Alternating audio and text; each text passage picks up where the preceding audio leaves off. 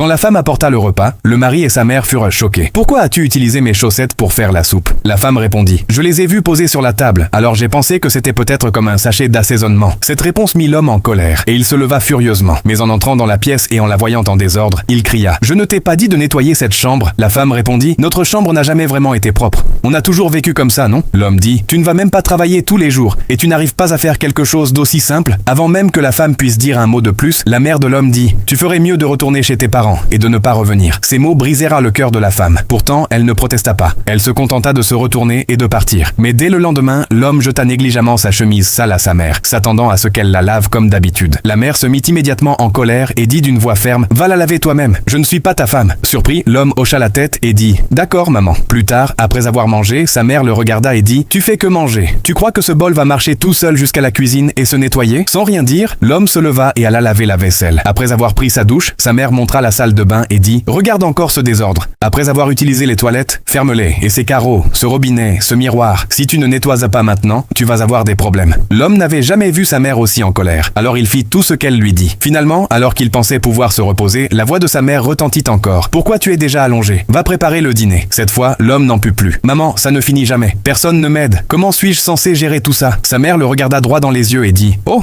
donc tu es fatigué et tu veux de l'aide. Mais t'es-tu déjà arrêté pour penser à ta femme ?» En réalité, l'homme avait toujours été négligent, ne prêtant jamais vraiment attention, tandis que sa femme s'occupait de tout seul. Chaque fois qu'elle lui demandait de l'aide, il l'ignorait avec des excuses stupides, disant que ce n'était pas grave si les tâches n'étaient pas faites. Il laissait tout traîner partout, sans jamais rien ranger, passant la plupart de son temps allongé à faire défiler son téléphone, pendant qu'elle portait silencieusement le poids du foyer. Alors, la mère dit. « As-tu déjà remarqué pourquoi cette maison est toujours propre? Pourquoi ton repas est prêt quand tu as faim? Pourquoi les vêtements que tu portes sont toujours propres? Ce sont toutes ces petites choses invisibles que ta femme fait chaque jour. Et au lieu de l'aider, tu lui as seulement rendu la vie plus difficile. » À ce moment-là, tout frappa l'homme d'un coup. Il comprit enfin ses erreurs, son cœur rempli de culpabilité et de regret. Juste à ce moment, quand sa femme revint à la maison, il courut vers elle, heureux de la revoir. La vérité, c'est que sa mère l'avait renvoyé exprès, juste pour lui faire comprendre ce qui se passait réellement depuis le début. L'homme s'excusa sincèrement, promettant qu'à partir de ce jour, il aiderait, il prendrait soin d'elle et ne la considérerait plus jamais comme acquise. En entendant ces mots, la femme sourit doucement, sachant qu'il tenait encore vraiment à elle.